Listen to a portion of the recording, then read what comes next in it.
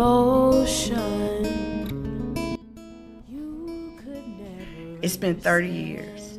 I've been a professional public school educator for 30 years. Half of that time I spent as a high school principal. And during my time as a principal, I found myself working some weekends. Okay, by some, I mean 98.9% of the time, I was at work on the weekends.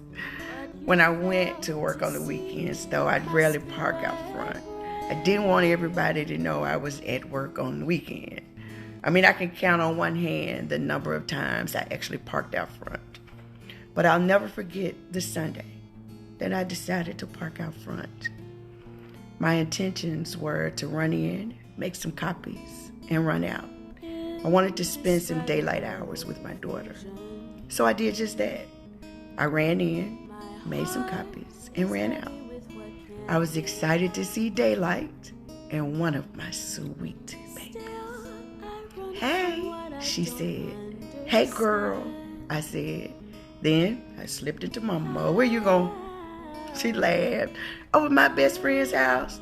I said, "Come on, get in this car. I'll take you around there." "I'll get there faster," she said. "She just lives right over the catwalk."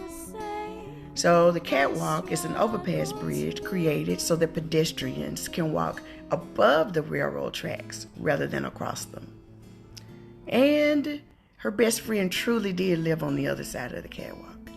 And she really would get there a lot faster.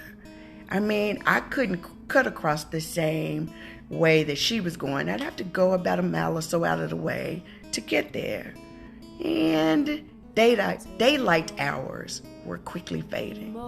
So I said, "Okay, be careful." "Yes, ma'am." "Don't stay out too late." "Yes, ma'am." "I'll see you tomorrow." "Yes, ma'am." Tomorrow came, and she didn't come to school.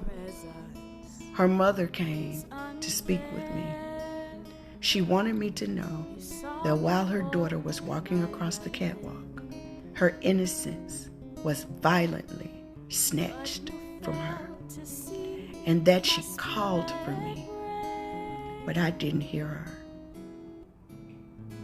Children are always worth the extra mile.